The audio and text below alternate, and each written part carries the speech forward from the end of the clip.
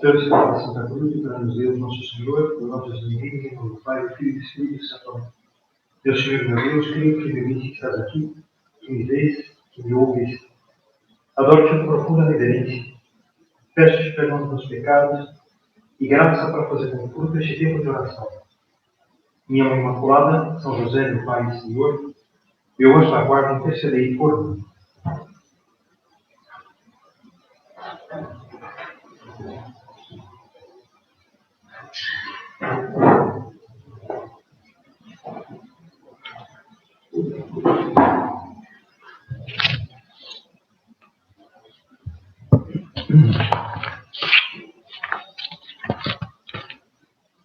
Então, como nós sabemos, a Quaresma, ela desemboca na Semana Santa, essa semana em que nós vamos acompanhar, mais uma vez, os últimos acontecimentos da vida de Jesus, vamos reviver os últimos acontecimentos da vida de Jesus, desde a entrada em Jerusalém, a entrada triunfal em Jerusalém, que se celebra no Domingo de Ramos, até a ressurreição, no outro domingo. Então, passando pela paixão e morte de Cristo na cruz, a última ceia, depois a oração no horto, a prisão de Jesus, e assim por diante. Como disse São José Maria, então vamos reviver aquelas horas amargas que Cristo quis passar na terra para nos salvar. A Quaresma assim, é uma preparação para tudo isso e também um convite para a gente considerar todos esses mistérios, especialmente a morte de Cristo na cruz. Então a Quaresma é um convite a contemplar esse mistério que é o mistério central da nossa fé, a morte de Cristo na cruz. É sempre impressionante a gente considerar os sofrimentos que Jesus Cristo padeceu. Então, humanamente falando, olhando para Cristo na cruz, é sempre algo que nos impressiona, que não nos deixa indiferentes. Toda a traição que sofreu, não só de Judas, mas também o abandono dos seus discípulos, naquela hora assim tão crucial, não ficaram com medo e deixaram Jesus de lado, as humilhações, as bofetadas, as injúrias, as blasfêmias, todo aquele ódio, então, que se derrama sobre Jesus, que se despeja sobre Jesus, a coroação de espinhos, as dores físicas, a flagelação, que foi algo assim tão impressionante, e depois a crucifixão, esse suplício que era reservado aos criminosos da pior espécie. Então Cristo foi realmente esmagado, então por todo esse peso de dor, de sofrimento. Realmente fizeram com Jesus aquilo que quiseram, ficou totalmente entregue à mercê do capricho, do ódio daqueles homens cruéis, de toda aquela barbaridade. Então isso tudo se impressiona. O profeta Isaías, muitos séculos antes, tinha assim como que uma visão profética da morte de Cristo na cruz e fez assim como que um retrato muito impressionante. Diz assim: desde a planta dos pés até o alto da cabeça, não há nele nada ação. Tudo é uma ferida, inchaços, chagas podres, nem tratadas, nem vendadas, nem suavizadas com óleo. Não há nele parecer, nem formosura que atraia os olhares. Então, o semblante de Cristo sempre tão atraente, tão sereno, então nem isso ficou. Cristo está assim como que com o rosto, um semblante distorcido pelas cusparadas, pelas bofetadas, pelos inchaços. Não há nele beleza alguma que agrade. desprezado qual escória da humanidade, um homem de dores, experimentado em todos os sofrimentos, diante de quem se vira o rosto, foi menosprezado e tido em nada. São palavras que o profeta Isaías tinha pronunciado vários séculos antes, né? Mas parece assim como se ele tivesse diante dele, né? Então, a imagem de Cristo na cruz, na verdade. Então, a descrição que ele faz que é muito tocante. Então, isso impressiona, né? Os sofrimentos de Cristo. E agora, nessa segunda meditação do recolhimento, ainda à distância de algumas semanas, né? Da Semana Santa, então vamos pensar nisso aqui na presença do Senhor. Então, qual o sentido de tudo isso? E por que Cristo passou por tudo isso? Por que foi necessário que ele sofresse tudo isso? Não foi necessário mesmo? E poderia ter sido de outra maneira? Então, por quê? Qual que é o sentido? Eu diria que, olha, para muitas pessoas, para muitos católicos, e não só, às vezes para gente muito santa, né? É algo chocante, né? É algo chocante. Recentemente, estava lendo um livro de um sacerdote muito santo, né? Ele já faleceu, que dizia assim, né, dando um testemunho da sua vida, contando um pouquinho do seu itinerário espiritual, né, da sua vocação. Ele dizia isso, não, com toda sinceridade, que quando ele era jovem, ele era adolescente, ele odiava, né, essa é a palavra que ele usa, não? Odiava ouvir pregações sobre a paixão. A ideia da dor me repelia. Então, para ele, naquele momento, era algo que não tinha sentido. Um homem santo, né? Então, imagina, se isso acontece com uma pessoa assim, o que não poderá acontecer conosco, não é verdade? Então, é algo assim que a gente não consegue entender. E às vezes, pior ainda, quando a gente escuta aquela frase que diz assim: Deus não poupou o seu filho, mas o entregou à morte. E às vezes uma pessoa pode se perguntar: bom, mas que pai é esse que entrega à morte o próprio filho, né? Ou que Deus é esse que permite tanto sofrimento? Então, são perguntas que não são supérfluas e ajudam a gente a entender, ou pelo menos perceber, como a cruz de Cristo é um mistério profundo, né? Difícil de a gente penetrar. É um mistério e sempre vai ser. Sempre vai ser. Mas, com a graça de Deus, né, e meditando e fazendo oração, também com base naquilo que ensinam os santos e nos ensina a igreja, é algo que nós, assim, há coisas que nós podemos entender, né? E penso que uma primeira ideia, então, é considerar isso, né, que o sofrimento de Cristo não vem de Deus. O sofrimento de Jesus não vem de Deus, mas vem dos homens, né? Vem dos homens. É uma consequência dos pecados dos homens. Então, por que Cristo sofre? Ele sofre por causa do ódio dos fariseus, da inveja, né, dos doutores da lei. Ele sofre por causa da ganância de Judas, do medo de Pilatos, da sua covardia.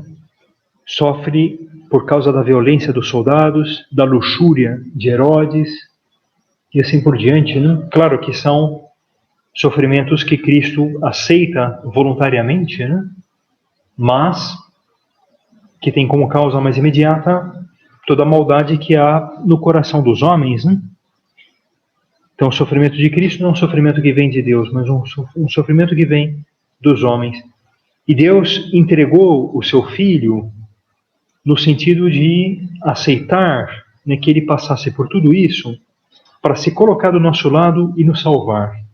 Então é isso, né? Quando a gente fala Deus não poupou o seu Filho e entregou o seu Filho à morte, e a gente quer dizer isso, não? Que Deus aceitou que o seu Filho passasse por tudo isso, porque através desses sofrimentos, da sua morte, ele iria nos salvar. Né? Então isso nos ajuda a tirar uma primeira conclusão, uma primeira consequência. Então nós vemos como há pessoas inocentes que sofrem por causas naturais ou às vezes também pelos próprios pecados, como consequências, né, das suas próprias ações. Nós mesmos sofremos, então na vida, em maior ou menor medida, a gente experimenta o sofrimento que vem na forma, às vezes, da solidão, ou do abandono, ou da incompreensão, ou de alguma situação mais dolorosa. Nós sofremos também pelo peso dos nossos pecados, não é verdade? Então, há dias que a gente não se aguenta, né? Então, a gente mesmo sofre com os nossos movimentos de rancor, ou de raiva, ou de impaciência. A gente sofre, né, com a nossa preguiça, né, que nos deixa meio decepcionados. A gente sofre assim, com os nossos desejos desordenados. Então, os próprios pecados, eles acabam pesando sobre nós e fazem a gente sofrer. Então, isso é algo que a gente constata. O sofrimento é a triste condição humana. Pois bem, então, e a cruz, olhar para Cristo na cruz, ao olhar para Cristo na cruz, a gente aprende, né, que Cristo, ao sofrer, ele se fez solidário a todos nós. Então, na paixão e na cruz, é como se Jesus dissesse para nós: olha, eu sei o que é isso. Eu entendo que você está sofrendo. Eu passei por isso. Então, Cristo, Filho de Deus, estando na cruz, ele pode dizer isso para nós. Então, embora ele não tenha pecado, ele experimentou até o mal-estar do pecador. Até isso ele experimentou. Então, qual que é o significado de tudo isso? Por que Cristo se submeteu, se sujeitou a todo esse sofrimento? Para ser colocado do nosso lado, não? Para ser colocado do nosso lado. E o Papa João Paulo II dizia assim: em Cristo que padece, nós vemos cada pessoa que sofre. Então, a imagem de Cristo na cruz, no fundo, é a imagem de toda pessoa que sofre, né? Então, e toda pessoa que sofre também é a imagem de Cristo crucificado. Então, Cristo quis sofrer tudo isso para se colocar do nosso lado, né? Porque ele entende aquilo que nós sofremos. Mas, ao mesmo tempo, então nós sabemos que ele vai vencer tudo isso. Então, a cruz, ela não termina na cruz, ela termina na ressurreição, né? Ela termina na ressurreição. Então, Cristo vai vencer, vai ressuscitar. Então, ele mostra que a dor, o sofrimento, não tem a última palavra. Não que é algo que faz parte da nossa vida, mas faz parte dessa nossa condição de agora. Então, haverá um momento em que nós poderemos vencer tudo isso, quando a gente também ressuscitar, né? Cristo venceu, e nós vencemos com ele. E venceu não só a dor e o sofrimento, mas venceu aquilo que deu entrada a toda a dor e sofrimento, que é o pecado, né? Portanto, o sofrimento de Cristo não é um absurdo, não é uma coisa revoltante, não é uma coisa assim sem sentido. É um sofrimento redentor, né? É um sofrimento redentor. Então é isso que é importante a gente entender, e a gente pede agora para Jesus: Senhor, que nos ajude a entender isso. Não como o teu sofrimento, então não é nenhum sofrimento, uma coisa absurda, sem sentido, mas é um sofrimento redentor.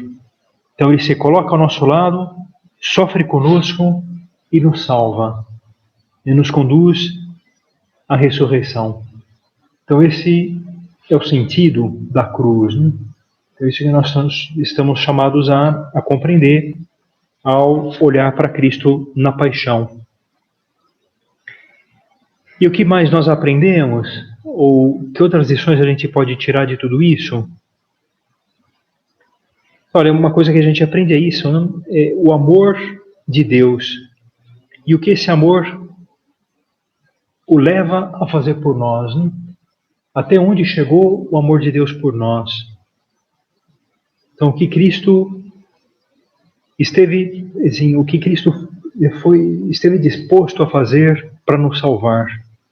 Eu lembro de uma lenda que eu vi certa vez, enfim, uma história muito simples, mas na sua simplicidade muito profunda, né? Que era uma maneira de exemplificar aquilo que Cristo fez por nós. E a história era mais ou menos assim. Um homem cai num poço de onde ele não é capaz de sair sozinho. E nesse poço, ele sofre muito, né? Não sofre muito. Está lá meio que abandonado, sem saber se vai poder sair daquela situação, se alguém vai se dar conta até, né, da sua situação. De repente chega uma pessoa e se depara com aquele homem dentro do poço, e em vez de ajudá-lo, diz assim: olha, azar teu, né? Azar teu, quem mandou não prestar atenção, e agora aguenta, né? E deixa a pessoa lá dentro do poço. Mais tarde chega uma outra pessoa e diz assim: olha, aceita essa situação. É o teu destino, né? Eu sei que você está sofrendo, eu sei que você está passando um mau bocado, mas fazer o quê, né? A vida é assim, né? Esse é o teu destino, então você tem que aceitar e pronto, né? E assim você vai parar de sofrer. Mais tarde chega Jesus e não diz nada. Desce com uma corda, abraça aquele homem e o tira do buraco. Então, é isso que Jesus Cristo faz, né? Então, isso é a cruz. Então, Deus não nos manda simplesmente que a gente fique resignados. Também não diz simplesmente que a gente aceite, né, a situação. Não. Ele desce até nós, ele se coloca do nosso lado, sofre conosco para nos tirar desse buraco, desse poço que no fundo é o pecado, né? Então eu entendo que o sofrimento de Cristo é um sofrimento redentor. Eu entendo o que ele fez por mim. Então é o amor que leva Jesus à cruz. Então é o amor que prega Jesus à cruz. São José Maria então falava isso de uma maneira assim muito poética, até muito bonita. Dizia assim que o que prega Jesus Cristo na cruz não são os pregos, mas é o amor. Né? Então Cristo está pregado na cruz não pelos cravos, pelos pregos, mas pelo amor. É o amor que o ata na cruz, o amor que ele tem por nós. Né? Então, para nos tirar desse poço, né, triste do pecado, para nos levar de volta para Deus. Então, vamos pedir a Jesus que a gente entenda isso, né? Que a gente entenda isso. O Papa Francisco dizia assim, que ao olhar para o crucifixo, que a gente entenda isso, o crucifixo não nos fala de derrota, de fracasso. Paradoxalmente, fala-nos de uma morte que é vida, que gera a vida, porque nos fala de amor, porque ele é o amor de Deus encarnado, e o amor não morre, mais ainda, vence o mal e a morte. Então, olhando para Cristo na cruz, contemplando, né, os sofrimentos de Cristo na Semana Santa, nós aprendemos o quanto Deus nos ama e o que esse amor o leva a fazer por nós. Então nós aprendemos também, de uma outra lição, o peso do pecado. Né? Então, como dizia no começo, Jesus, ele sofre na cruz as consequências do orgulho, da inveja, da ambição, da luxúria. E a gente pode dizer, né, que quando nós pecamos, é triste dizer isso, é duro dizer isso, mas é verdade, né, que quando nós pecamos, nós como que aumentamos esse peso. Né? Então, o peso que esmaga Jesus é o peso dos pecados dos homens, o peso dos nossos pecados. Né? Então, quando nós pecamos, a gente causa sofrimento em Cristo e nos outros. Né? Também dito de outra forma, através dos outros, em Cristo. Né? mesmo os pecados mais escondidos, então mesmo os pecados assim mais, não sei, né, mais individuais, né, mais pessoais, então mesmo esses pecados, eles geram sofrimento. Por quê? Porque todo pecado nos torna mais egoístas, todo pecado nos torna mais arrogantes, nos torna mais impacientes, e os outros sofrem, né? Então talvez a gente não perceba, mas à medida em que a gente vai, que uma pessoa vai como que se cristalizando no pecado, ela vai se tornando uma pessoa um pouco mais difícil de conviver, né? E a gente, talvez sem perceber, acaba contribuindo para essa condição de penúria da humanidade, né? Então isso, não? A gente olhando para a cruz, a gente aprende isso. Não? Nossa, como nossos pecados pesam, né, sobre Cristo e como pesam sobre os outros também. E a gente aprende que o contrário também é verdade, ou seja, o nosso amor, as nossas virtudes também aliviam as dores de Cristo, também aliviam os sofrimentos dos outros. Então, uma pessoa que peca gera sofrimento, é verdade, mas uma pessoa que vive o amor, que pensa nos outros, que se doa aos outros, essa pessoa também é um alívio para as pessoas, não é verdade? Então, isso também é verdade. Então, nós aprendemos o peso do pecado, né, olhando para Cristo na cruz. E nós aprendemos também a aceitar a cruz. Então, aceitar a cruz. Então, olhar para Cristo na cruz, é difícil que não venham à memória aquelas palavras do Evangelho. Quem quiser vir após mim, tome a sua cruz cada dia e siga-me. Então, Cristo nos convida até a imitá-lo, né? Então, a tomar a nossa cruz de cada dia. Nossa, quer dizer que a gente tem uma cruz? Sim. Todo homem, toda pessoa tem uma parcela de sofrimento nessa vida. E todo cristão também. Isso é inevitável. Então, isso faz parte da nossa condição humana. Então, não tem como. Na nossa vida, todos nós, em alguma medida, vamos sofrer. Né? Uns mais, outros menos. Mas todos nós vamos sofrer. E a gente se pergunta, então, qual que é o sentido desse sofrimento? E parece uma coisa inútil, não? Mas esse sofrimento também pode ter um sentido. Então, e não é à toa que Jesus nos faz esse convite, né, de tomar nossa cruz de cada dia para segui-lo. Então, um autor colocava uma comparação que pode nos ajudar a entender essa ideia. Ele dizia assim, né, que quando Deus criou o homem, ele nos fez, como nós sabemos, a sua imagem e semelhança. Cada pessoa, cada ser humano, era como um retrato de Deus, né? Um retrato esculpido ali, né, no nosso rosto. E o pecado, ele desfigurou essa imagem. E quando nossos pais, Adão e Eva, pecaram, e nós herdamos, não, essa situação, essa imagem de Deus em nós, ela ficou desfigurada, ficou desfeita. É como uma estátua que de repente perdesse ali o rosto, né? E essa imagem, esse rosto, ele precisa ser esculpido novamente. Essa imagem de Deus, ela tem que ser restabelecida.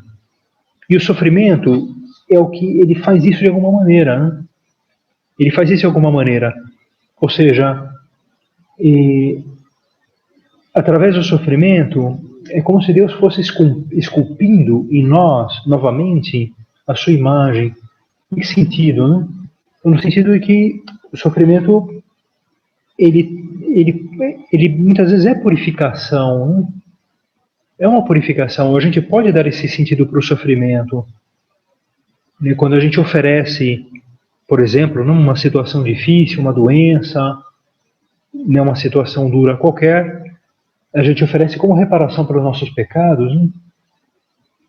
A gente pensa, puxa vida, meu Deus, você que era inocente sofreu tudo isso, eu sou pecador, né? Eu sim que mereço, né? Então, através dos sofrimentos eu me uno, né, à cruz de Cristo e ao aceitá-los, aquilo vai me purificando. O sofrimento também nos fortalece nas virtudes. Então, nos fortalece nas virtudes. Então São Paulo fala disso, né, que as virtudes elas crescem nas dificuldades. Então uma situação difícil, uma dificuldade qualquer, uma situação assim de penúria, vai fortalecendo o nosso caráter, não faz a gente crescer, né? Então São José Maria, ele falava disso quando era criança, o pai que tinha uma pequena empresa, né? Então sofreu lá uma quebra por causa da má conduta de um dos sócios, e a família acabou sofrendo muito disso, né? E ele dizia que, né, na sua cabeça lá de jovem, de adolescente, ele não entendia, até se revoltava, mas mais tarde, então, relembrando aquela situação, falava, puxa, como aquilo me serviu, né? Como aquilo me serviu, e foi entendendo como Deus permitiu aquela situação para ir fortalecendo o seu temperamento, para que mais tarde ele pudesse ser um instrumento de Deus para fundar o Opus Dei, para ajudar tantas pessoas, para fazer tanto apostolado. Então, né, o sofrimento então ele, né, é um instrumento que muitas vezes Deus se utiliza para fortalecer as nossas virtudes, ou então para nos desapegar de coisas que não interessam, né? Não interessam. Às vezes, uma situação dura, sei lá, um aperto financeiro, uma privação qualquer, acaba sendo mais útil para nós do que uma situação, sei lá, mais vantajosa, né? Porque nessa situação vantajosa, talvez a gente ficasse meio tíbios, a gente ficasse meio, sei lá, meio acomodados, né? Meio aburguesados, e de repente aquela situação mais difícil então fez a gente crescer, né? Então, porque ficamos mais desapegados, porque começamos a valorizar mais outros valores, outras coisas da vida. Aliás, não é preciso nem ir muito longe, né? Então já talvez você já tenha ouvido falar disso, não? Nós estamos aí sofrendo as consequências da pandemia, né? Tantas restrições, tantas dificuldades, e mais de uma vez já ouvi gente dizer isso, né? Nossa, essa situação fez muita gente despertar para outros valores, não? Muita gente está valorizando mais a família, ou está valorizando mais, não sei, né? As coisas, os bens espirituais, né? A oração, a fé. Então toda a situação deu uma sacudida, né? Em muita gente. E muita gente percebeu, puxa, eu estava acomodado, eu estava, sei, né? Estava apegado às coisas e agora eu tive que mudar. Isso é um exemplo, né? Como de uma situação assim meio ruim, né? Então como Deus se serve disso para fazer coisas boas, para tirar coisas boas. Enfim, aquilo que dizia o São José Maria, a dor é como o martelar do artista, que quer fazer de cada um, dessa massa informe que nós somos, um crucifixo, um Cristo, o outro Cristo que nós temos de ser. Então, através da dor, Deus como que vai, né, remodelando, né, aquela imagem que foi perdida pelo pecado, né? Então vai devolvendo para nós o nosso verdadeiro rosto, né, que é o rosto de Cristo. Então vamos terminar nossa meditação. Então pensando nessas ideias, então como dizia, ainda há aí várias semanas, né, até a Semana Santa, ou seja, temos aí ainda um bom caminho pela frente na Quaresma, uma oportunidade, né, para a gente considerar essas coisas, para a gente meditar em tudo isso, para a gente pensar e tirar conclusões. Estou lembrando que junto da cruz, no Calvário, nós encontramos Nossa Senhora, Maria Santíssima, nossa mãe. Então vamos recorrer a ela, então pedir a sua ajuda para compreender bem essas lições e que ela nos ajude sobre tudo isso a entender o amor de Cristo, né? O amor que Cristo tem por nós. Deixar que Ele nos ame e aprender também a comunicar esse amor a quem está ao nosso lado.